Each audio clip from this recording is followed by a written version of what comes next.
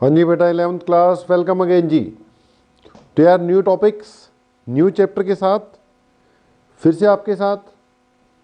तो अगली बात बेटा हेडिंग डाल लेना ऑसिलेटरी मोशन और नीचे लिख लेना SHM। ठीक है, ऑसिलेटरी मोशन तो है ये ओवरऑल, लेकिन बेटा ऑसिलेटरी मोशन में हमने जो बेसिकली पढ़ना है वो SHM ही पढ़ना है। SHM का full form simple harmonic motion. ठीक है, पूरे चैप्टर में ज्यादा बात किसकी होगी? सिंपल हार्मोनिक मोशन की ही होगी। लेकिन हाँ, ये पूरा किस कैटेगरी में आ रहा है? ऑसिलेटरी मोशन की कैटेगरी में आ रहा है। हमने बोला था न्यू टॉपिक्स होंगे, न्यू चैप्टर होगा। ओवरऑल हम अब मान के चल रहे हैं हमारी एक यूनिट ही बाकी है, इसके 3 पार्ट हमने कर देने हैं। फर्स्ट पार्ट में ऑसिलेटरी मोशन यानी कि SHM की पढ़ाई है, जितने भी 2, 3, 4 लेक्चर लगेंगे। तो एक पार्ट बेटा SHM होगा, ऑसिलेटरी मोशन यानी SHM। अनदर पार्ट जो होगा नेक्स्ट आपका, दैट विल बी वेव्स और फिर साउंड वेव्स। तो 3 कैटेगरी में हमने बांट दिया ओवरऑल जितना भी सिलेबस बचा हुआ है। SHM यानी ऑसिलेटरी मोशन, वेव्स और फिर साउंड या साउंड वेव्स। ओके, ओवरऑल ये मान के चलते हैं कि 8 से 10 लेक्चर में, 10 मान लो चलो, पूरा कवर अप हो जाना चाहिए। और ओवरऑल हमें न्यूमेरिकल करते करते 15 के दिन तो लग जाएंगे। ठीक है, 15 दिन का टारगेट मान के चलते हैं विद न्यूमेरिकल विद लेक्चर। तो लेट्स स्टार्ट यार। ऑसिलेटरी मोशन SHM तक थोड़ी देर में पहुंचेंगे हम। तो यार मोशन हमने कई तरह के पढ़े, जिसमें से अब हम कहां पे पहुंच गए? Oscillatory motion. यार ऑसिलेशंस, ऑसिलेटरी मोशन बोल दिया मतलब ऑसिलेशंस हो रही हैं, मतलब to and fro motion. Oscillatory motion मतलब टू एंड फ्रो मोशन, आएगा जाएगा।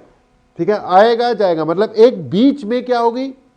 मीन पोजीशन होगी और उस मीन पोजीशन के आसपास इधर उधर इधर उधर अगर आपका मोशन हो रहा है, that is termed as oscillatory motion. तो बेटा फर्स्ट लेक्चर में कुछ बेसिक बातें, कुछ बेसिक टर्म्स पर पहुंचेंगे हम।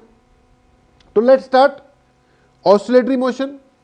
ऑसिलेटरी मोशन से पहले बेटा हमें एक बात करनी चाहिए, पीरियोडिक मोशन। ठीक है, पहले अपनी बात क्या होगी यार? Periodic motion. यार that type of motion which repeats itself after a regular interval of time is termed as periodic motion which repeats itself, जो रिपीट करे आफ्टर अ फिक्स टाइम, या कह लो after a regular interval of time, that is termed as periodic motion. अब यार सूर्य देवता जो है, अब उनका भी मोशन हमारे हिसाब से, वैसे तो धरती घूम रही है, लेकिन हमारे हिसाब से देखें तो सन एक जगह से राइज होता है और एक उसी जगह से राइज होता है, फिर से उसी जगह से राइज होता है। तो ये भी एक तरह की क्या सिचुएशन होगी? Periodic fixed interval of time. 24 घंटे बाद सूर्य ने उगना है वहीं से, या 24 घंटे बाद उसने सेट होना है, डूब जाना है वहीं से। तो एक तरह का पीरियोडिक मोशन हो गया। घड़ी की सुई का घूमना भी क्या है? पीरियोडिक मोशन है। एक रेगुलर इंटरवल ऑफ टाइम के बाद वो वहीं पे होती है। भाई अगर 12 बज रहे हैं तो दोनों सुइयां 12 पे आ गई, छोटी बड़ी। अब एक पर्टिकुलर टाइम पीरियड के बाद यानी 12 घंटे बाद फिर से 12 बजेंगे, फिर दोनों की दोनों सुइयां वहीं पर होंगी। चाहे सेकंड्स वाली ले लो, चाहे बेटा आवर्स वाली ले लो, चाहे मिनट्स वाली ले लो, सबका मोशन कैसा है? Periodic motion. कि जो मिनट्स वाली है 1 मिनट बाद अपने मोशन को रिपीट कर रही है, आवर्स वाली 1 घंटे बाद, जो सेकंड्स वाली है वो पूरी की पूरी मिनट वाली अपने पीरियड को 1 घंटे में पूरा कर रही है। ठीक है, मिनट वाली क्योंकि जब 60 मिनट हो जाएंगे तब वहीं पहुंच जाएगी ना। सेकंड वाली 1 मिनट में पूरा कर रही है। जो आवर्स वाली है वो 12 घंटे में। आवर्स वाली का टाइम पीरियड क्या हो गया, 12 घंटे हो गया, वो 12 घंटे बाद फिर वहीं। मिनट्स वाली का टाइम पीरियड कितना हो गया, मिनट्स वाली का 1 घंटा हो गया, ठीक है, 1 घंटे बाद फिर वहीं। सेकेंड्स वाली का टाइम पीरियड कितना हो गया, 1 मिनट हो गया, 1 मिनट बाद फिर वहीं। तो ये मोशन कैसे हो गए, पीरियोडिक, ठीक है जी। लेकिन हमने कहां पहुंचना है, हमने ऑसिलेटरी की बात करनी है। जो आपका ऑसिलेटरी मोशन है भाई, it is to and fro type. कैसा होगा, to and fro. To and fro मतलब कि एक पर्टिकुलर पॉइंट है, उसके अक्रॉस, ये हो गया टू। जब वापिस आ रहा है, टू एंड फ्रो मतलब दूर जा रहा है, फिर से पास आ रहा है, दूर जा रहा है। इसको हम क्या बोला करेंगे आगे से, मीन पोजीशन। जहां से ये मुड़कर वापस आ जाएगा, इन दोनों को हम क्या बोला करेंगे, एक्सट्रीम पोजीशन, ठीक है। दोनों तरफ, एक एक्सट्रीम पोजीशन उधर हो गई, एक एक्सट्रीम पोजीशन उधर हो गई। तो एक होगी मीन पोजीशन, एक होगी एक्सट्रीम पोजीशंस, ठीक है जी। तो अगर बेटा मोशन कैसा है, टू एंड फ्रो टाइप है, to and fro, that is called oscillatory motion. अब पॉइंट ये है यार, ऑसिलेटरी होने के लिए इसको पीरियोडिक तो होना ही चाहिए, पीरियोडिक तो होगा ही होगा। पीरियोडिक जरूरी नहीं है ऑसिलेटरी हो, ऑसिलेटरी जो है उसको पीरियोडिक होना ही पड़ेगा। तो हम कह सकते हैं all periodic are not oscillatory, but all oscillatory motions are periodic. तो इसकी खास बात क्या है ऑसिलेटरी की, it is to and fro type, to and fro. अभी बेसिक बातें यार इधर उधर की फैलती चली जाएंगी, उसके बाद फिर इकट्ठी होना शुरू होंगी, तो कई चीजें आती रहेंगी। अब अगली बात बेटा, जो ऑसिलेटरी मोशन होगा ना, किसी भी ऑसिलेटरी मोशन को करवाने के लिए दो चीजें बहुत जरूरी हैं, उसके बिना ऑसिलेटरी हो नहीं सकता। तो यार अगर मैं बात करूं एसेंशियल थिंग्स,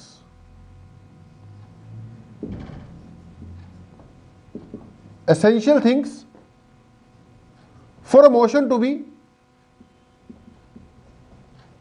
oscillatory, ठीक है। तो ऑसिलेटरी मोशन की जो भाई एसेंशियल चीजें हैं वो क्या है कि पहली बात तो हमें चाहिए रीस्टोरिंग फोर्स। ऑसिलेटरी मोशन तभी पॉसिबल होगा ना। अब मान लो पेंडुलम का एग्जांपल लिया हमने, ये पेंडुलम है, ठीक है, सिंपल पेंडुलम का एग्जांपल। ऑसिलेटरी मोशन में सबसे बेस्ट तो सिंपल पेंडुलम ही है। अब ये दूर जा रहा है, ये क्या है, मीन पोजीशन। ये मीन पोजीशन से दूर जा रहा है भाई, जब तक उसको कोई वापस खींचने वाला नहीं होगा तो वापस कैसे आएगा। यानी उसको अपनी ओरिजिनल पोजीशन पर वापस लाने के लिए एक फोर्स चाहिए जो कि उसकी पोजीशन को क्या करेगा, रिस्टोर करेगा। तब भी ऑसिलेटरी मोशन पॉसिबल होगा, चाहे वो एक स्प्रिंग वाला केस हो, ठीक है बेटा। जब भी ऑसिलेटरी मोशन हम पढ़ेंगे ना, थोड़ी देर में हम इस ऑसिलेटरी को एसएचएम मोशन यानी सिंपल हार्मोनिक मोशन कहना शुरू कर देंगे। अच्छा, एग्जांपल अपने पास बेस्ट दो ही रहेंगे। एक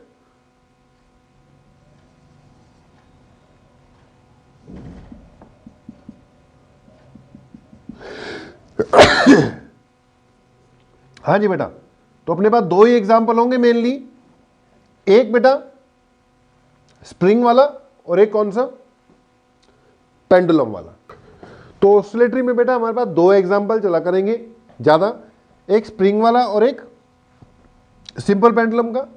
इसमें पॉइंट ये है कि ये इसकी क्या हो जाएगी, मीन पोजीशन, ये इसकी क्या हो जाएगी, मीन पोजीशन। तुमने फोर्स लगा के इस ऑब्जेक्ट को ले गए दूर और वहां से छोड़ दिया, यार वापस क्यों आएगा, रीस्टोरिंग फोर्स होगा तभी आएगा ना। आपने इस ब्लॉक को खींचा और यहां तक ले गए, ठीक है जी, और छोड़ दिया। अब बेटा छोड़ दिया तो वापस क्यों आएगा, ड्यू टू रीस्टोरिंग फोर्स। यहां पे इस वायर में रीस्टोरिंग फोर्स डेवलप होगा, इसको नीचे बेटा ग्रेविटी लेकर आ रही है तो रीस्टोरिंग फोर्स ग्रेविटी प्रोवाइड करेगी। यहां पे जब ये खींचेगा तो स्प्रिंग ही खींच जाएगा, ठीक है। जो स्प्रिंग के अंदर रीस्टोरिंग फोर्स डेवलप होगा यहां वो रीस्टोरिंग फोर्स प्रोवाइड कर देगा, यहां ग्रेविटी के कारण आ जाएगा। तो पहली बात, अगर आप कहते हो ऑसिलेटरी मोशन होने, तो ऑसिलेटरी मोशन करवाने के लिए भैया सबसे पहले क्या चाहिए, रीस्टोरिंग फोर्स चाहिए। बिना रीस्टोरिंग फोर्स के ऑसिलेटरी मोशन पॉसिबल नहीं है। दूसरी बात कि यार अगर हम कहते हैं कि रीस्टोरिंग फोर्स है, रीस्टोरिंग फोर्स इसको वापस खींच के ले आया, ये बॉब यहां तक गई, मैंने यहां तक ले जाकर छोड़ दिया, अब वापस मीन पोजीशन की तरफ इसको कौन लेकर जा रहा है, रीस्टोरिंग फोर्स। अब बेटा आ गया, ठीक है, ये यहां पे पहुंच गया, लेकिन भाई अगर यहां पर आकर ये रुक गया तो ऑसिलेटरी मोशन तो फिर भी नहीं हुआ। अब पॉइंट ये है कि रीस्टोरिंग फोर्स इसको वापस खींच के ले आए, लेकिन ये यहां पर रुके ना, रीस्टोरिंग फोर्स इसको वापस खींच कर ले आए, मैंने यहां से ऐसे खींचा छोड़ा, रीस्टोरिंग फोर्स इसको वापस खींच कर ले आए, पर वो मीन पोजीशन पे रुकना नहीं चाहिए, रुक गया तो खत्म कहानी। अब उसके लिए फिर चाहिए बेटा जी इनर्शिया। अगर ऑब्जेक्ट में इनर्शिया हुआ तो आते आते आते आते आते आते आते वो स्पीड अटेन कर लेगा और इनर्शिया के कारण रुक नहीं पाएगा, because it has inertia. Inertia क्या है, एबिलिटी। किस चीज की एबिलिटी, अपनी पोजीशन ऑफ रेस्ट या मोशन को मेंटेन करने रखने की एबिलिटी इनर्शिया कहलाती है। तो रीस्टोरिंग फोर्स उसको वापस खींच लेगा, वो स्पीड अटेन कर लेगा और वहां रुकेगा नहीं, इनर्शिया के कारण आगे निकल जाएगा। इनर्शिया के कारण आगे निकल गया, फिर रीस्टोरिंग फोर्स उसको फिर खींचेगा, ज्यादा दूर जाने नहीं देगा और फिर से मीन पोजीशन की तरफ ले आएगा। इनर्शिया उसको रुकने नहीं देगा और रीस्टोरिंग फोर्स उसको जाने नहीं देगा। दोनों मिलकर ऑब्जेक्ट में क्या करवा देंगे, ऑसिलेटरी मोशन करवा देंगे। तो ऑसिलेटरी मोशन के लिए भैया सबसे जरूरी क्या, रीस्टोरिंग फोर्स और क्या, इनर्शिया। तो इनके बिना पॉसिबल नहीं है, ठीक है जी। अब आती है अगली बात। अगली बात यह है कि भाई हमने ये पीरियोडिक मोशन या ऑसिलेटरी मोशन मेनली स्टडी करना है, ऑसिलेटरी मोशन हमने मेनली स्टडी करना है। अब अगर हम इसको स्टडी करेंगे तो हमें इसकी इक्वेशन बनानी पड़ेगी ना। जैसे अब जब काइनेमेटिक्स वाला चैप्टर पढ़ते थे तो वहां मोशन में हमने इक्वेशन बना दी कि जी x equal to 2t² plus 3t plus 5। तो ये एक तरह का मोशन को रिप्रेजेंट करने का मेथड हो गया ना, ठीक है। अब हम यहां से देख रहे हैं कि x प्रोपोर्शनल टू t² है, तो इसका मतलब ये यूनिफॉर्म नहीं है, लेकिन स्क्वायर है ना, तो यूनिफॉर्मली एक्सिलेटेड है। अगर x equal to 2t plus 5 type का आ जाता तो इसमें x प्रोपोर्शनल टू t जा रहा है, तो ये कैसा है, यूनिफॉर्म मोशन है। ये कैसा है, यूनिफॉर्मली एक्सिलेटेड है। अगर x प्रोपोर्शनल टू t³ हो जाए तो ये नॉन यूनिफॉर्मली एक्सिलेटेड हो जाएगा। कैसा हो जाएगा, नॉन यूनिफॉर्मली एक्सिलेटेड हो जाएगा। तो पॉइंट ये है कि यार अगर मोशन स्टडी करना शुरू करोगे तो उसको रिप्रेजेंट करने का कोई ना कोई आपके पास मेथड होना चाहिए। जैसे यूनिफॉर्म मोशन में इक्वेशन x और t की कुछ इस टाइप की आती है, क्योंकि देखो बेटा मोशन है तो मोशन में हमें डिस्प्लेसमेंट की रिलेशन किसके साथ, टाइम के साथ ही बनानी पड़ती है ना, कि समय के साथ ऐसे ऐसे पोजीशन में क्या आ रहा है, चेंज आ रहा है। तो हम यहां पर भी कुछ ऐसे ही चाहते हैं कि जो भी डिस्प्लेसमेंट हो रही है उसकी टाइम के साथ क्या आए, रिलेशन आए, टाइम के साथ क्या आए जी, कुछ रिलेशन बने। जैसे यहां पर यूनिफॉर्म मोशन की टाइम के साथ रिलेशन इस टाइप की होगी, ठीक है। अगर यूनिफॉर्मली एक्सीलरेटेड होगा तो इस टाइप की होगी, अगर नॉन यूनिफॉर्मली एक्सीलरेटेड होगा तो, मतलब जब भी मोशन को स्टडी करना है ना, तो मोशन में तो टाइम का कंसेप्ट है। तो हमारे डिस्प्लेसमेंट की इक्वेशन इन टर्म्स ऑफ क्या जानी चाहिए, टाइम जानी चाहिए। अब पॉइंट ये है कि ऑसिलेटरी मोशन में दो बातें हैं। पहली बात तो पीरियोडिक होना चाहिए, क्योंकि हमने बोला all oscillatory motions are periodic, ठीक है। जरूरी नहीं है सारे पीरियोडिक ऑसिलेटरी हो। तो एक तो ये कैसा होना चाहिए, पीरियोडिक होना चाहिए, पीरियोडिक। और दूसरे फिर वही वो टू एंड फ्रो वाला कंसेप्ट भी होना चाहिए कि वो एक बार पॉजिटिव एक्सट्रीम पे जाए, यानी डिस्प्लेसमेंट पॉजिटिव हो, फिर डिस्प्लेसमेंट दोबारा क्या हो जाए, जीरो हो जाए, फिर डिस्प्लेसमेंट नेगेटिव हो जाए, फिर से क्या हो जाए, जीरो हो जाए। तो बेटा एक्स को रिप्रेजेंट करने के लिए अगर ये uniform non uniform time motion है, तो टाइम के टर्म्स में हमने ऐसी इक्वेशन बनाई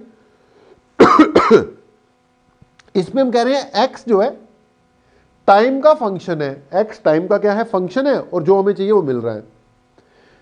ऑसिलेटरी मोशन में पहली बात मैं क्या बोल रहा हूं, मुझे चाहिए पीरियोडिक नेचर, क्योंकि पीरियोडिक तो ऑसिलेटरी है ही है। और दूसरे नंबर पे क्या चाहिए मुझे, पॉजिटिव नेगेटिव डिस्प्लेसमेंट भी हो, पॉजिटिव भी हो, और वो बार बार अपने आप को पॉजिटिव नेगेटिव के बीच में रिपीट करे। तो पॉइंट ये है, अगर मैं रिप्रेजेंटेशन ऑफ मोशन चाहता हूं बेटा, तो मुझे रिप्रेजेंट करने के लिए कोई ना कोई टाइम के फंक्शन चाहिए होंगे। किसके फंक्शन चाहिए होंगे, टाइम के फंक्शन चाहिए होंगे। और सबसे बड़ी बात कि टाइम के फंक्शन तो चाहिए होंगे, I need that type of functions of time which are periodic in nature. हमें पीरियोडिक फंक्शन चाहिए होंगे। फंक्शन मतलब कि जो इक्वेशन के रूप में यूज हो पाए, दो वेरिएबल हो, एक क्वांटिटी दूसरे वेरिएबल पर डिपेंड करती हो। जैसे यहां पर डिस्प्लेसमेंट जो है दूसरे वेरिएबल पर यानी कि टाइम पर, बेसिकली मुझे डिस्प्लेसमेंट का टाइम फंक्शन चाहिए, और वो भी कैसा, पीरियोडिक, और वो भी कैसा, जो नेगेटिव और पॉजिटिव वैल्यूज के बीच में अपने आप को क्या करे, रिपीट करे। तो बेटा अगर हम सोचे ऐसे फंक्शंस, तो ऐसी बात नहीं है, मैथ्स में कुछ ऐसे फंक्शंस पाए जाते हैं जो अपने आप में पीरियोडिक है, ठीक है, और जो नेगेटिव और पॉजिटिव के बीच में वेरी करते हैं। फॉर एग्जाम्पल बेटा जो साइन और कॉस फंक्शंस है ना, साइन एंड कॉस फंक्शन, तो मैं थोड़ी सी बात किसकी करने जा रहा हूं, पीरियोडिक फंक्शंस की करने जा रहा हूं।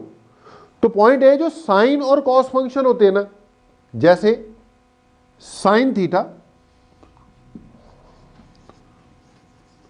एंड कॉस थीटा, तो ये अपने आप में बेटा जी पीरियोडिक है।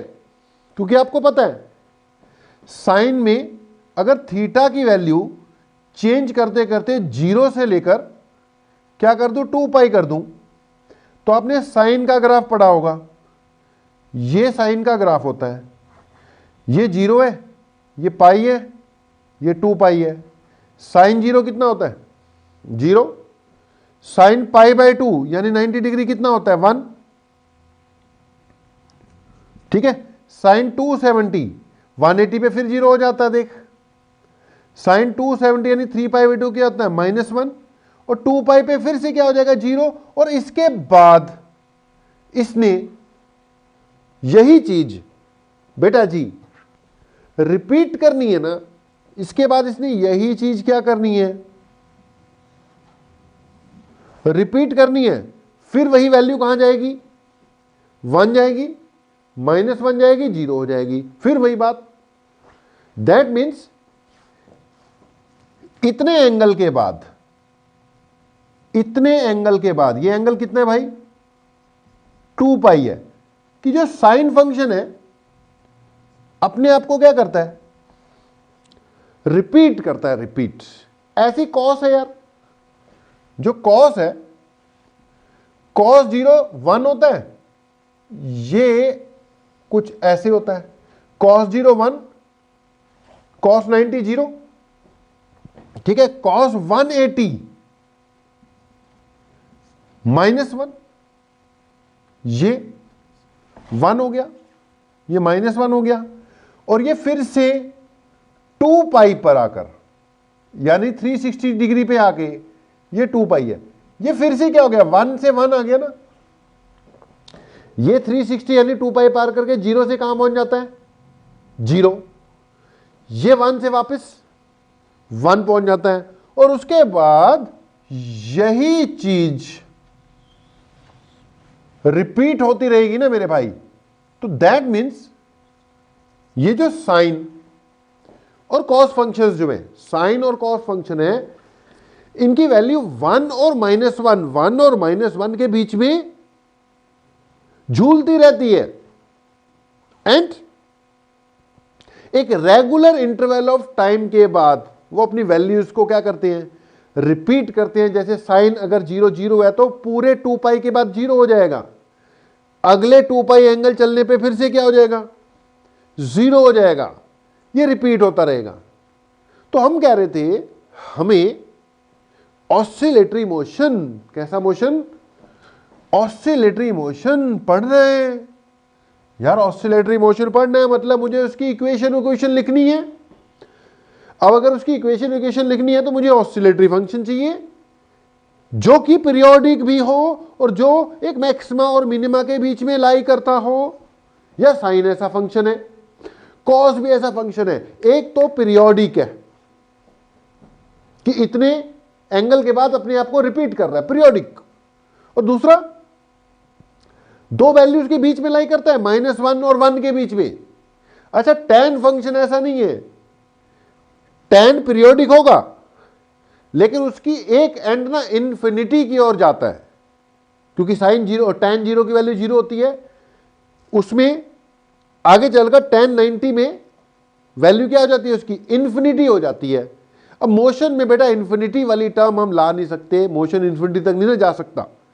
तो साइन और कॉस फंक्शन ही मोशन को रिप्रेजेंट करने के काम में आए जा सकते हैं, क्योंकि साइन और कॉस में देखो दोनों बातें आ रही हैं।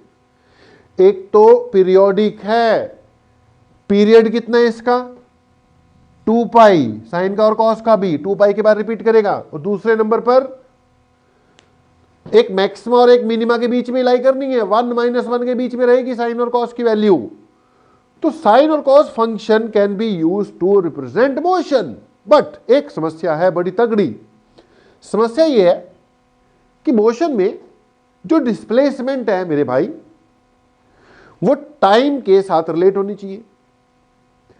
एक रेगुलर इंटरवल ऑफ टाइम के बाद उसको रिपीट करना चाहिए अपने आप को। लेकिन यहां रेगुलर इंटरवल ऑफ टाइम नहीं, यहां रेगुलर एंगल आ रहा है, लेकिन वो भी कोई बड़ी बात नहीं है। एंगल को टाइम के टर्म्स में मैं कन्वर्ट कर दूंगा। जैसे आपने पढ़ा हुआ है कि जो एंगुलर वेलोसिटी होती है, अगर मैं यहां पे एंगुलर वेलोसिटी इंट्रोड्यूस करूं तो बेटा एंगुलर वेलोसिटी होती है angular displacement upon time taken, है ना।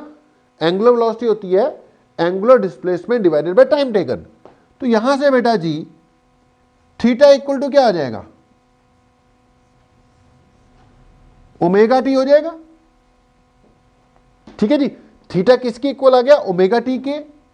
अगर पूरा एक चक्कर कट लेता तो एंगल चलता 2 पाई, और उस टाइम को क्या कहते हैं, टाइम पीरियड कहते हैं। पहले भी देखो पढ़ा हुआ है, एक कंप्लीट राउंड ले लेगा तो 2 पाई एंगल चल लेगा, और 2 पाई एंगल के दौरान जो टाइम होगा उसको कहेंगे टाइम पीरियड। अब देख, अगर यहां से यहां तक की बात करता हूं तो एंगल के टर्म्स में 2 पाई है, लेकिन बेटा यहां से यहां के बाद इसकी रेपुटेशन हो जाएगी ना तो यहां से यहां तक का लिया गया टाइम क्या कहलाएगा?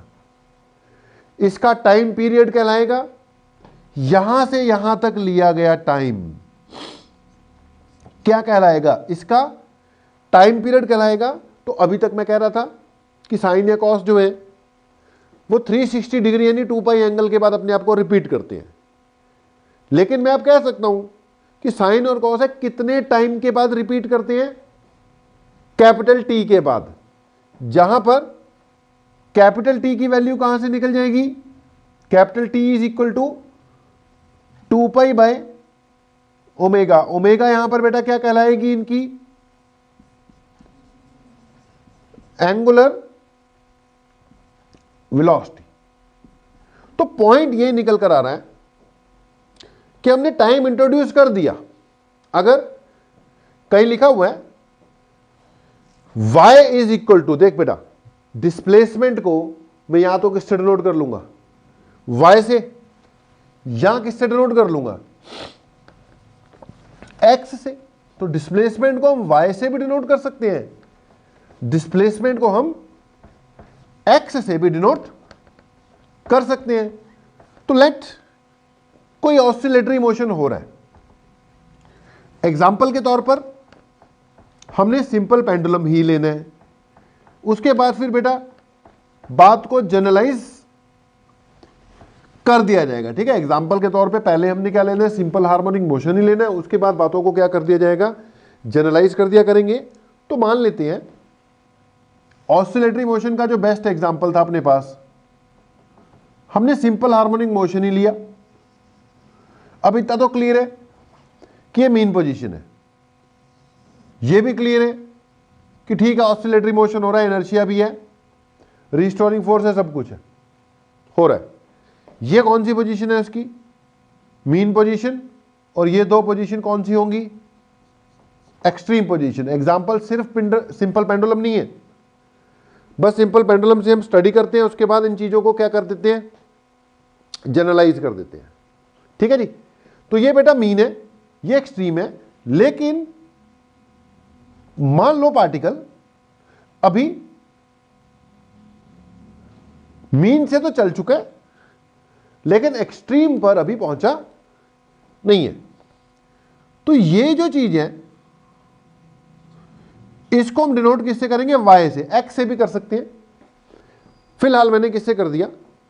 y से कर दिया। मैंने बोला पहला लेक्चर बड़ा इंट्रोडक्टरी है, मुझे नहीं पता मैं किधर को चल रहा हूं, सीक्वेंस मेंटेन नहीं है, बस पॉइंट को समझाना है। मैं अपने हिसाब से बातों को चलाता रहूंगा, लंबा भी हो सकता है, कंसेप्ट क्लियर करने के लिए। ठीक है। तो ये मीन पोजीशन है, एक्सट्रीम पोजीशन है। मीन एक्सट्रीम की बात हो गई थी, इस वक्त मान लें यहां है, तो ये क्या कहलाएगी यार? इट विल बी टर्म्ड है, y से भी मैंने बोला डिनोट कर सकते हैं, कभी कभी x से कर दिया करेंगे, कभी कभी y से कर दिया करेंगे। तो y क्या हुआ? It is displacement of the oscillating particle. क्या है यार ये? Displacement of the oscillating particle from mean position. ठीक है, इसको हमने क्या मान लेना? मीन पोजीशन से डिस्प्लेसमेंट, और मीन पोजीशन एक तरह का हमारा ओरिजिन हो गया। ठीक है जी। अगर बेटा ये मीन पर है, at mean, y equal to क्या माना जाएगा? 0। अगर ये कहां पहुंच गया? At extreme, y equal to क्या माना जाएगा? a को हम क्या बोलेंगे? एम्पलीट्यूड। ए को क्या बोल देंगे हम? एम्पलीट्यूड। कि यहां से यहां तक जो maximum displacement from mean position है, that is called its amplitude. तो अब ये बीच में कहीं पर है, कितना एंगल कवर किया इसने? थीटा कवर किया। ठीक है। अगर इसकी एंगुलर वेलोसिटी ओमेगा है, तो थीटा इक्वल टू क्या लगेगा? ओमेगा टी यूज होगा। हम कह रहे थे मुझे इसके मोशन को क्या करना है? रिप्रेजेंट करना है। रिप्रेजेंट करने के लिए मुझे पीरियोडिक फंक्शन चाहिए। पीरियोडिक फंक्शन में हमने देखा कि बढ़िया, सबसे बढ़िया तो क्या है? फिर साइन और कॉस है वो अपने आप को क्या करते हैं, रिपीट करते हैं एक रेगुलर इंटरवल ऑफ टाइम के बाद। ऊपर से जो मैक्सिमा मिनिमा का कंसेप्ट है कि एक मैक्सिमम वैल्यू होनी चाहिए और उतने ही मैग्नीट्यूड की नेगेटिव मैक्सिमम होनी चाहिए, वो भी देखो साइन और कॉस में लग सकता है। अच्छा टैन मैंने बोला नहीं यूज कर सकते, क्यों नहीं यूज कर सकते, क्योंकि टैन में दो एक्सट्रीम वाली बात नहीं बनेगी, इन्फिनिटी का भी बीच में क्या आ जाता है, कंसेप्ट आ जाता है। तो इतना मुझे पता लग गया कि इस पीरियोडिक और ऑसिलेटरी मोशन को, क्योंकि ऑसिलेटरी है तो देख बेटा पीरियोडिक तो फिर है ही है ना, तो ये जो ऑसिलेटरी मोशन है इसको रिप्रेजेंट करने के लिए, ये जो ऑसिलेटरी मोशन है बेटा जी, इसको रिप्रेजेंट करने के लिए हमें साइन और कॉस फंक्शन की हेल्प लेनी पड़ेगी और कोई ऑप्शन नहीं है। तो मेरी जो डिस्प्लेसमेंट है बेटा वो किससे डिनोट हुई है, y से। अब मैं अगर y के लिए साइन का यूज कर लूं तो y किस पे डिपेंड कर रहे हैं, थीटा पे। लेकिन हमने बोला मोशन स्टडी कर रहे हैं ना, तो डिपेंडेंस मुझे टाइम का चाहिए। तो मैंने इसकी जगह अभी अभी बताया था थीटा को क्या लिख सकता हूं मैं, ओमेगा टी लिख सकता हूं। तो वाई बेटा जी किस पे डिपेंड कर गया, टाइम पे डिपेंड कर गया। ओमेगा टी की वैल्यू ओमेगा इंटू टी जो एंगल है ज्यादा से ज्यादा 2 पाई हो जाएगी, इसकी वैल्यू ज्यादा से ज्यादा 1 हो जाएगी। तो बिल्कुल सही बात बन गई। ये जो इक्वेशन है it can be use to represent oscillatory motion. ये ऑसिलेटरी मोशन को रिप्रेजेंट करने के काम में आएगी, आ सकती है। एक थोड़ी सी दिक्कत इसमें और है कि जो साइन है ना यार, उसकी जो मैक्सिमम वैल्यू है वो 1 होगी या -1 होगी। ठीक है, साइन की जो मैक्सिमम वैल्यू है या 1 और यहां फिर क्या हो सकती है, -1 हो सकती है। ठीक है, 1 या -1 हो सकती है। लेकिन हर बार जरूरी थोड़ी है हमारा एम्पलीट्यूड 1 मीटर ही रहेगा, क्योंकि हमने तो डिस्टेंस मीटर में मेजर करना है। वो तो कुछ भी हो सकता है, आधा मीटर हो सकता है एम्पलीट्यूड, 2 मीटर हो सकता है, कुछ भी हो सकता है। तो इसमें दिक्कत अभी ये आ रही है कि साइन की मैक्सिमम वैल्यू तो 1 ही हो सकती है ना। लेकिन अगर इसको थोड़ा सा और मॉडिफाई कर मैं इसके साथ यहां पर a लगा दूं, a साइन ओमेगा टी। अब बेटा ये जो इक्वेशन है ये अपने आप में ऑसिलेटरी मोशन को रिप्रेजेंट करने के पूरी तरह से काबिल है। ये जो फैक्टर है यहां से इसका ऑसिलेटरी, क्योंकि ये 1 -1 के बीच में जाएगा, एंड पीरियोडिक नेचर दोनों इंट्रोड्यूस हो गए। और इससे यह समस्या भी खत्म हो गई कि हमेशा 1 ही एम्पलीट्यूड रहेगा। मैंने यहां पे a लगा दिया, तो a से क्या होगा, जब साइन अपने मैक्सिमम पे होगा यानी जब ये अपनी एक्सट्रीम पे होगा तो उस वक्त इसकी वैल्यू तो 1 आ जाएगी और एम्पलीट्यूड इसके इक्वल आ जाएगा जो भी मैंने रखा होगा। a की वैल्यू कुछ भी हो सकती है, मैंने बोला 0.1 हो, 1 हो, 2 हो, 10 हो, 100 हो, जो मर्जी हो। तो एक तो हमने पीरियोडिक नेचर इंट्रोड्यूस कर दिया, एक वो एम्पलीट्यूड 1 ही रही रहेगा जो भी हो वो भी इंट्रोड्यूस कर दिया। तो this type of equation now will be used to represent oscillatory motion। ठीक है जी, कॉस भी यूज कर सकते हैं, कोई फर्क नहीं है। ये ए कॉस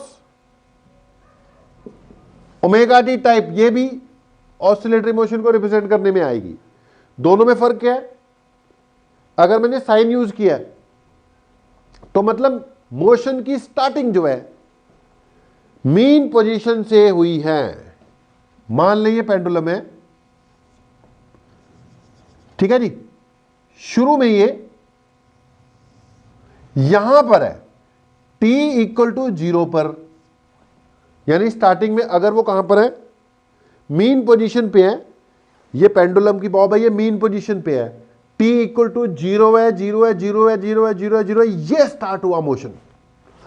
t इक्वल टू 0 पर वो मीन पे था ना, तो t इक्वल टू 0 पे उसकी डिस्प्लेसमेंट कितनी आनी चाहिए, 0 आनी चाहिए ना, तो वो साइन से आएगी ना, t 0 पुट करेगा साइन 0 हो जाएगा, साइन 0 0 होता है, सब कुछ 0 हो जाएगा, तो t इक्वल टू 0 पे y इक्वल टू 0 है। यानी अगर मोशन कहां से स्टार्ट कर रहा हूं मैं, मेन से स्टार्ट कर रहा हूं, फिर वो चल रहा है, तो किससे रिप्रेजेंट होगा, साइन से। लेकिन अगर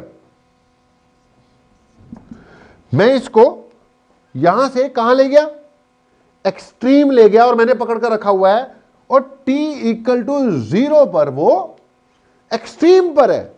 भाई t इक्वल टू 0 पे एक्सट्रीम पे, मतलब इस वक्त y मैक्सिमम है ना, ठीक है, ये छोड़ा अब चला, तो अगर t इक्वल टू 0 पे कहां पे है, वो एक्सट्रीम पे है, तो y मैक्सिमम आ रहा है ना, तो तब cos यूज होगा, क्योंकि बेटा यहां 0 पुट करेगा cos 0 हो जाएगा, cos 0 की वैल्यू 1 होती है, तो y इक्वल टू क्या आ जाएगा, a आ जाएगा। तो पॉइंट ये है, अगर ऑसिलेटरी मोशन कहां से स्टार्ट करवा रहे हो, एक्सट्रीम से, तो उसको cos से रिप्रेजेंट करना चाहिए, ये cos से रिप्रेजेंट ही होगा।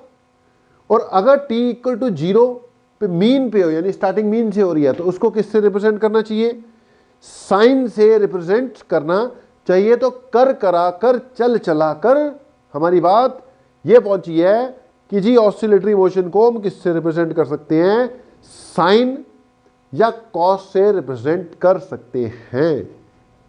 अब बेटा ये जो साइन और कॉस हैं, these are also termed as harmonic functions. देख पीरियोडिक तो ये हैं ही, साइन और कॉस पीरियोडिक तो ये हैं ही, these are also termed as harmonic functions. समझो, these are also termed as harmonic functions, ठीक है। अब ध्यान से सुनना, अगर मेरा मोशन सिंगल साइन या सिंगल कोसाइन से रिप्रेजेंट हो रहा है, तो वो मोशन कैसा कहलाएगा, हार्मोनिक मोशन कहलाएगा। क्या बोला मैंने, if motion is represented by single sine और single cosine, it will be harmonic motion। और इसके बाद फिर हम फाइनली किसकी बात करेंगे, सिंपल हार्मोनिक मोशन की। जैसे ये जो है ए साइन ओमेगा टी, ये सिंगल साइन से रिप्रेजेंट हो गया ना, यानी सिंगल हार्मोनिक फंक्शन से रिप्रेजेंट हो गया, तो कैसा मोशन कहलाएगा, हार्मोनिक भी है। ऑसिलेटर तो है ही है, पीरियोडिक तो है ही है, हार्मोनिक भी है, ठीक है। ये भी सिंगल साइन या कॉस से रिप्रेजेंट हो गया, ये भी कैसा कहलाएगा, हार्मोनिक कहलाएगा। अगर कोई इस टाइप का मोशन है ना, A sine omega T plus B sine 2 omega T, तो ये दो तरह के हार्मोनिक है बेटा, इसका टाइम पीरियड कुछ और है, इसका टाइम पीरियड कुछ और है। देख वो 2 ओमेगा टी है ना, तो ये हार्मोनिक फंक्शन नहीं होगा, ठीक है। तो तीन बातें हमने की अभी तक। एक मैंने की ऑसिलेटरी, सॉरी पीरियोडिक, सबसे पहले क्या बात की, पीरियोडिक, दूसरे नंबर पर ऑसिलेटरी, और तीसरे नंबर पर हार्मोनिक। देख सारे हार्मोनिक ऑसिलेटरी हैं, सारे ऑसिलेटरी पीरियोडिक हैं, वाइस वर्सा ट्रू नहीं है। अब इसके बाद फाइनली हमने क्या बात करनी है, सिंपल हार्मोनिक मोशन की। यहां तक नोट करो आप लोग। हाँ जी बेटा यार, तो करते करते मैंने बोला हमने क्या लिखा यार अभी तक, कि एक तो है periodic motion which repeats itself after regular interval of time. अगली बात क्या बोली थी, ऑसिलेटरी, है ना, टू एंड फ्रो वाला। अब इसके बाद हमने एक बात की थी, harmonic motion which can be represented by harmonic functions. और इसके बाद अगली बात हम करने जा रहे हैं सिंपल हार्मोनिक मोशन। ठीक है, सिंपल हार्मोनिक मोशन। उसके बाद फिर बात ही किसकी करनी है यार, सिंपल हार्मोनिक मोशन की। ठीक है, जिसको हम किससे रिप्रेजेंट करेंगे, एस एच एम। तो बेटा पीरियोडिक जो सिर्फ अपने आप को रिपीट करे, टू एंड फ्रो होने की जरूरत नहीं है। ऑसिलेटरी कौन से, टू एंड फ्रो होने चाहिए। ठीक है, टू एंड फ्रो टाइप, जिसके लिए दो चीजें जरूरी थी, क्या, इनर्शिया, और क्या जरूरी था, रीस्टोरिंग फोर्स। फिर हमने बोला ऑसिलेटरी को रिप्रेजेंट करने के लिए स्पेशल फंक्शन चाहिए। अगर हम सिंगल साइन या सिंगल कोसाइन से रिप्रेजेंट कर लें, सिंगल साइन या सिंगल कोसाइन फंक्शन से, तो वो कौन से हो गए, हार्मोनिक हो गए। ठीक है, जैसे हमने बोला था अगर y equal to A sine omega T है, y equal to B cos omega T है, या y equal to A sine omega T plus B cos omega T है, दोनों के बेटा फ्रीक्वेंसी क्या है, सेम है ना।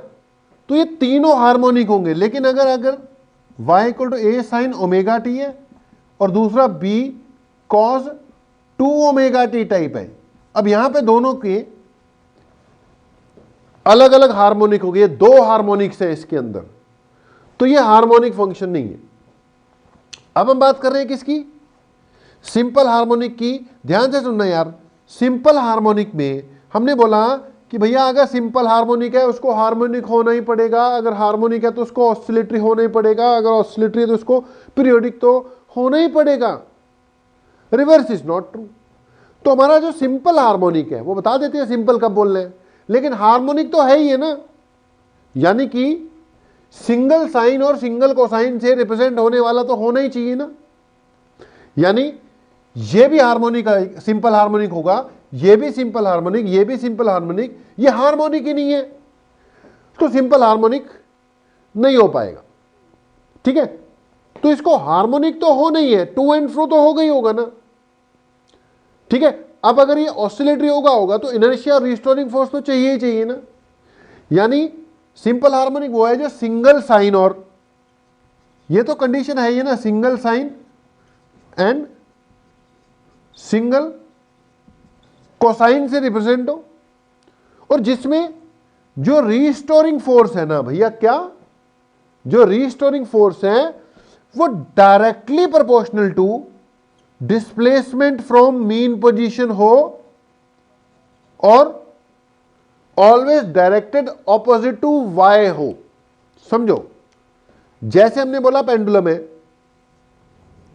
ठीक है, इसमें पार्टिकल यहां पहुंच गया तो ये हो गई डिस्प्लेसमेंट फ्रॉम मीन पोजीशन। अब इसको वापस लाने के लिए क्या चाहिए, रीस्टोरिंग फोर्स चाहिए ना। अगर भैया restoring force directly proportional to Y आ रहा है, मतलब अगर वाई कम है तो रीस्टोरिंग फोर्स भी कम है, वाई ज्यादा है तो रीस्टोरिंग फोर्स भी ज्यादा है। तो अगर बेटा डायरेक्टली प्रोपोर्शनल आ रहा है कि जितनी वाई ज्यादा होगी उतना ही रीस्टोरिंग फोर्स भी ज्यादा होगा, तो हम क्या बोलेंगे, कैसा मोशन है जी, सिंपल हार्मोनिक मोशन है। और नेगेटिव इसलिए लगाया क्योंकि भैया वाई बढ़ता जाएगा, रीस्टोरिंग फोर्स भी बढ़ता जाएगा, डायरेक्ट प्रोपोर्शनलिटी होगी, लेकिन इसकी डायरेक्शन हमेशा वाई से उल्टी होगी। अगर डिस्प्लेसमेंट इधर बढ़ रही है तो रीस्टोरिंग फोर्स उल्टा होगा, अगर डिस्प्लेसमेंट इधर बढ़ रही है तो रीस्टोरिंग फोर्स इधर को होगा। रीस्टोरिंग फोर्स हमेशा डिस्प्लेसमेंट को कम करने की कोशिश में रहता है। हाँ, होता वो उसके डायरेक्टली प्रोपोर्शनल है, जितनी ज्यादा डिस्प्लेसमेंट फ्रॉम मीन पोजीशन होगी उतना ही रीस्टोरिंग फोर्स भी ज्यादा होगा। तो अगर ऐसा है तो हम कहेंगे सिंपल हार्मोनिक है। अगर ये डायरेक्टली प्रोपोर्शनल टू वाई की पावर 1 आ रहा है, मतलब पूरा पूरा डायरेक्टली प्रोपोर्शनल है, तो ये सिंपल हार्मोनिक है। अगर ये डायरेक्टली प्रोपोर्शनल रूट वाई आ जाए, वाई स्क्वायर आ जाए, तो सिंपल हार्मोनिक की कैटेगरी में नहीं आएगा। अब देख बेटा, अगर रिस्टोरिंग फोर्स लग रहा है तो रिस्टोरिंग एक्सेलरेशन भी लग रही होगी। तो कई बार किताबों में लिखा होता है that type of oscillatory motion in which acceleration is directly proportional to y and directed opposite to its direction is called simple harmonic. दोनों बातें चलेंगी।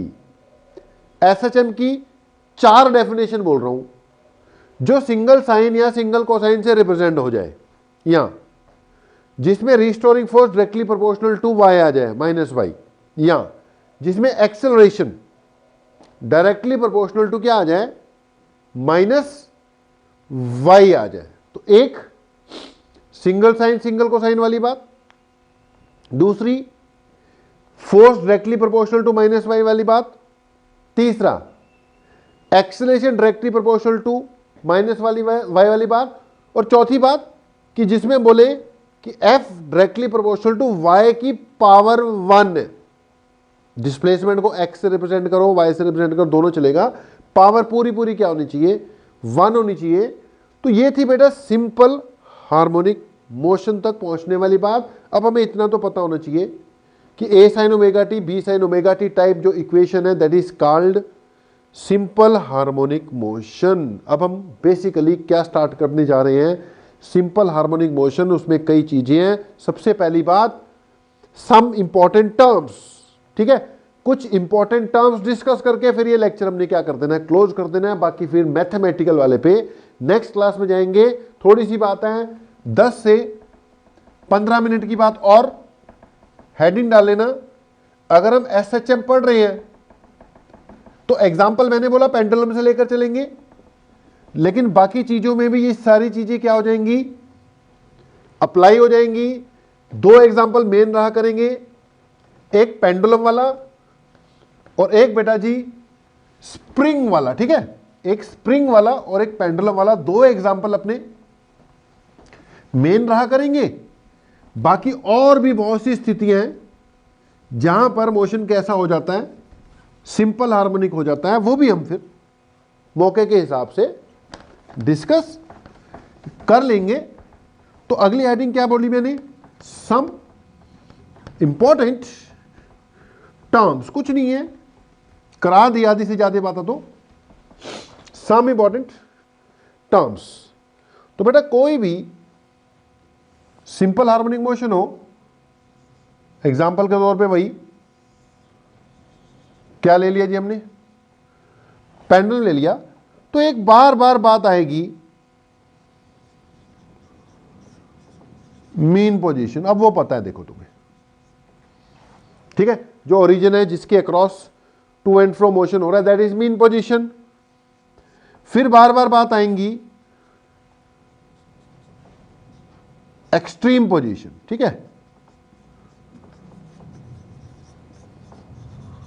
वो भी तुम्हें पता है एक्सट्रीम पोजीशन। फिर बात आएगी डिस्प्लेसमेंट फ्रॉम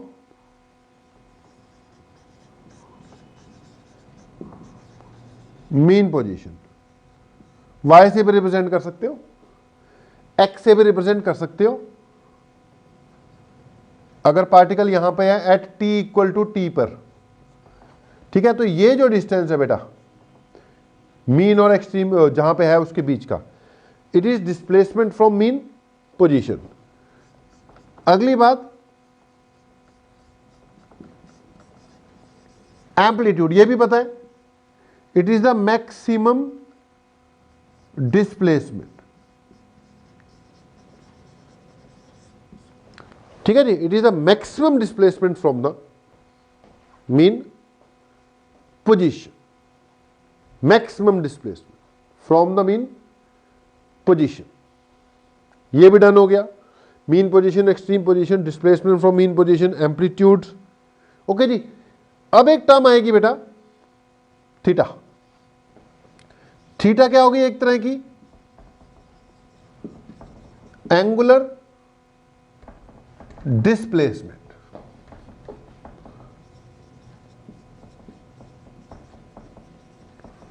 एंगुलर डिस्प्लेसमेंट। फिर ओमेगा एंगुलर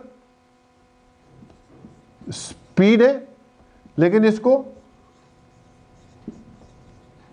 एंगुलर फ्रीक्वेंसी भी बोलकर चलेंगे, एंगुलर फ्रीक्वेंसी भी कह देते हैं। ठीक है, omega is equal to theta equal to omega t. ठीक है, जो थीटा है वो किसके इक्वल होगा, ओमेगा इंटू टी के, टाइम टी पर कितना एंगल चलेगा यहां से निकल जाएगा। फिर एक कैपिटल टी यानी कि टाइम पीरियड। टाइम पीरियड मतलब ये टर्म्स लिख रहे हैं यार, 1 2 3 4, ये 5वीं हो गई, ये 6ठी हो गई, ये 7वीं हो गई। Time period, time taken to complete one oscillations. ठीक है, टी और ओमेगा के बीच में क्या रिलेशन होती है कि omega is equal to 2 pi by t. ठीक है, या T is equal to 2 pi by omega, use होगी, काफी होती रहेगी। ठीक है, दबादब क्या कर रहा हूं, टर्म्स को बस लिख रहा हूं। ठीक है, पता है आपको, omega equal to 2 pi by T या T is equal to 2 pi by divided by omega. तो एक ये बात है। फिर एक आ जाएगी बेटा जी फ्रीक्वेंसी, न्यू से डिनोट करने, कभी कभी एफ से भी कर देते हैं, हम न्यू से करने जा रहे हैं। टाइम पीरियड क्या है, time taken to complete one oscillation. Frequency क्या है, number of complete oscillations in 1 second. 1 second में कितनी कंप्लीट चक्कर खा जाएगा, that is called its frequency. F से इसको क्या करना है, डिनोट करना है। फ्रीक्वेंसी हमेशा टाइम पीरियड का रेसिप्रोकल होती है, इस हिसाब से इज इक्वल टू 2 पाई के नीचे टाइम पीरियड है ना, तो 1 बाय टाइम पीरियड फ्रीक्वेंसी होती है। तो इसको मैंने किससे डिनोट कर दिया, 2 पाई न्यू से। फ्रीक्वेंसी को बेटा एफ की बजाय न्यू से ज्यादा डिनोट करना है हमने। तो एक omega equal to 2 pi nu, ये भी बात हो गई। ठीक है, अब एक और बात है यार, जिसको हम कहेंगे फेस। क्या कहेंगे जिसको जी हम, फेस। डिनोट इसको किससे करना है, फाई से करना है। बेटा एक्चुअली फेस जो है, फेस का मतलब है ऑसिलेशन के दौरान हमारा पार्टिकल किस स्टेज पर है, किस स्थिति में है। फेस क्या हुआ, फेस स्थिति, या कह लो स्टेज। मान लो कुछ भी हम काम कर रहे हैं, ऐसा काम जिसको करने में टाइम लग रहा है, तो हम कह देते हैं कि हमारा जो प्रोजेक्ट है वो इनिशियल फेज में है, या कह देते हैं हमारा प्रोजेक्ट जो है वो फाइनल फेज में है। इनिशियल फेज मतलब अभी तो शुरू ही किया है, फाइनल फेज मतलब अभी तो खत्म ही होने वाला है। जैसे कॉलोनी नहीं डेवलप होती, अर्बन स्टेट फेज 1, जब सबसे पहले उसको डेवलप किया, उनका प्लान था कि पूरा एरिया डेवलप करेंगे, पहले इसको डेवलप करते हैं, उसको कह दिया फेज 1। पूरी डेवलपमेंट का फेज 1 चल रहा है। फिर फेज 2 डेवलप हुआ, तो ओवरऑल डेवलपमेंट उन्होंने करनी थी। फर्स्ट फेज को फेज 1 बोल दिया, सेकंड फेज को फेज 2 बोल दिया। तो फेज का मतलब बेटा कंटिन्यूटी में जो चीज हो रही है उसकी बीच की कहीं की स्थिति को हम फेज के टर्म्स में रिप्रेजेंट करते हैं। अब यहां पर भी हमारा जो मोशन है ना, ये ऐसे चल रहा है। अब वो बीच में कहीं पर भी है तो हम उसको इन टर्म्स ऑफ फेज रिप्रेजेंट कर देते। ठीक है, फेज एक्चुअली हमें क्या बताता है, किसी भी पार्टिकल की जो मोशन में है उसकी एंगुलर पोजीशन बता देता है। एंगुलर पोजीशन मतलब अगर कोई चीज मोशन में है तो 2 तरीके हैं उसकी पोजीशन बताने के, चाहे तो डिस्प्लेसमेंट बता दे कि भैया इतनी डिस्प्लेसमेंट हुई है, या टाइम बता दे कि इतना टाइम हो चुका है, क्योंकि टोटल टाइम मान ले अगर 1 घंटा लगना है, तूने बोल दिया कि यार 15 मिनट हुए हैं, तो अगला बंदा ऐसे हिसाब से लगा लेगा कि यार अभी जो टोटल जो भी मोशन होना है उसका 1/4 ही हुआ है, अगर 15 मिनट हुए हैं। तो मोशन के दौरान अगर आप पोजीशन बता रहे हो, चाहे आप इन टर्म्स ऑफ डिस्प्लेसमेंट बता दो, वो डायरेक्ट हो गई पोजीशन, चाहे इन टर्म्स ऑफ टाइम बता दो, चाहे इन टर्म्स ऑफ एंगल बता दो, ठीक है, चाहे इन टर्म्स ऑफ क्या बता दो, एंगल बता दो, ठीक है। अगर मैंने बोला कि इस फेस में है, तो बेटा फेस में सारी बातें आएंगी, फेस में उसकी पोजीशन भी आएगी, कहां है वो, पॉजिटिव है कि नेगेटिव है वो भी आएगा, उसकी स्पीड क्या है वो भी आएगी, स्पीड पॉजिटिव है कि नेगेटिव है वो भी आएगा, और एक्सीलरेशन क्या है वो भी आएगी, ठीक है। मोशन के दौरान पार्टिकल ओवरऑल, मान लो ओवरऑल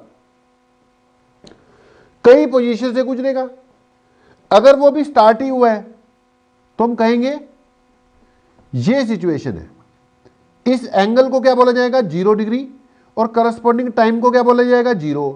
अगर वो पार्टिकल यहां है ऑसिलेशन के दौरान, इस जगह पर है, ठीक है, तो इस एंगल को बोला जाएगा π/2 और टाइम को बोला जाएगा T/4। देख यहां से यहां तक 2π है ना, इसका आधा पाई हो गया ना, उसका भी आधा π/2, और यहां से यहां तक का जो टाइम है उसको क्या बोला जाएगा बेटा, T, ठीक है।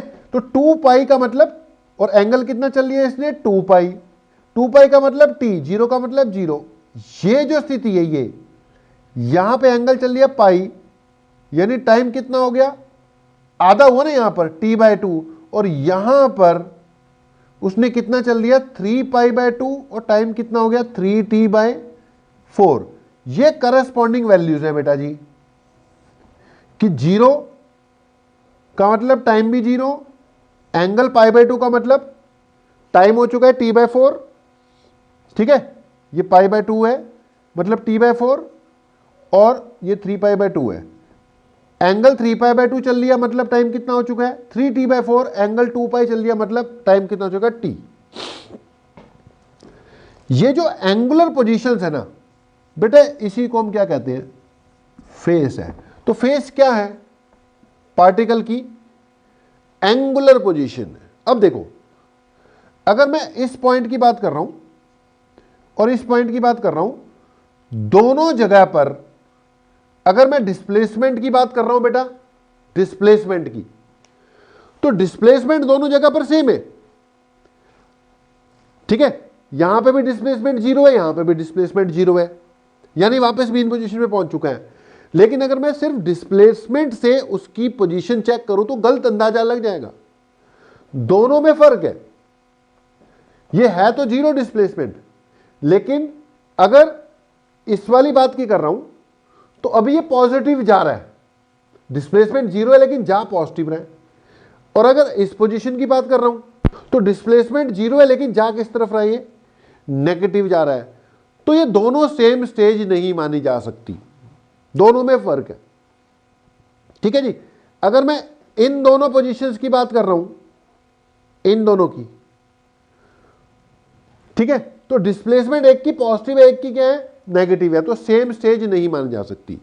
तो अगर हमें स्टेज या फेस की बात करनी है ना कि यार किस स्थिति में है, तो that we have to express in terms of angle. Angle से क्लियर हो जाता है कि अगर मैं इस पार्टिकल की बात कर रहा हूं, इस वाले की, तो इस जगह पर अगर पाई मैंने बोल दिया तो मुझे पता है डिस्प्लेसमेंट उसकी कितनी है, 0 है। अगर पाई एंगल चला होगा तो डिस्प्लेसमेंट कितनी है, 0 है, और वो जा किस तरफ रहा है, नेगेटिव की तरफ जा रहा है, ठीक है। डिस्प्लेसमेंट 0 है, वेलोसिटी उसकी कैसी है, नेगेटिव है, नेगेटिव की तरफ जा रहा है, और एक्सेलरेशन उसकी कैसी है, पॉजिटिव है, क्योंकि जब वो नेगेटिव की तरफ जा रहा होगा तो एक्सेलरेशन उसकी कैसी होगी, पॉजिटिव। तो मैं ये कहना चाहता हूं, अगर मुझे एग्जैक्ट पोजीशन बतानी है तो मुझे इन टर्म्स ऑफ फेस बताना चाहिए। मैं बताऊंगा पाई एंगल चल लिया जी, मुझे पता है पाई एंगल का मतलब सब निकल आएगा कि डिस्प्लेसमेंट 0 है, वेलोसिटी उसकी नेगेटिव है, नीचे जा रहा है और एक्सेलरेशन इसकी पॉजिटिव है कि इसको वापस मीन पोजीशन की ओर खींचने के लिए जब नेगेटिव में जा रहा है तो वेलोसिटी कौन सी डायरेक्शन में लेनी पड़ेगी, पॉजिटिव डायरेक्शन में लेनी पड़ेगी कि नहीं पड़ेगी। तो इससे ज्यादा बताऊंगा तो फेस का कंसेप्ट कंफ्यूजन ले जाएगा। बस इतना बोला कि फेस जो है वो ऑसिलेटिंग पार्टिकल की किसी भी टाइम पर पोजीशन बताता है, वो ऑसिलेटिंग पार्टिकल की किसी भी टाइम पर क्या बताता है, स्थिति बताता है।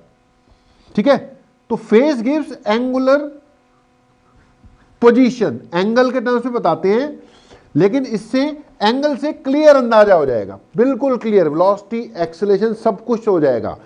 फेस में अगर फेस क्लियर हो गया तो उसकी पोजीशन तो पता लगी जाएगी, उसकी वेलोसिटी भी क्लियर हो जाएगी कि पॉजिटिव है कि नेगेटिव है, उसकी एक्सेलरेशन भी पता लग जाएगी पॉजिटिव है नेगेटिव है कितनी है। ठीक है, तो मैं कह रहा था फेस क्या बताता है, ये किसी भी पार्टिकल की किसी भी इंस्टेंट ऑफ टाइम पर क्या बताता है,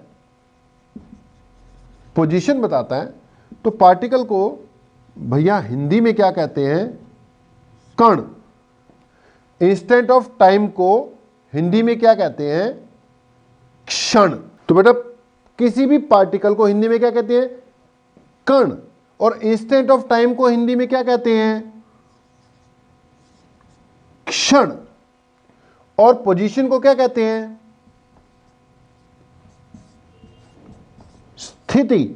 तो अगर मैं इसकी डेफिनेशन बोलूं किसकी, फेस की, तो मैं बोलूंगा किसी भी कण की किसी भी क्षण की स्थिति को फेस कहते हैं। क्या बोला, किसी भी कण की किसी भी क्षण की स्थिति को क्या कहते हैं, फेस कहते हैं, फेस।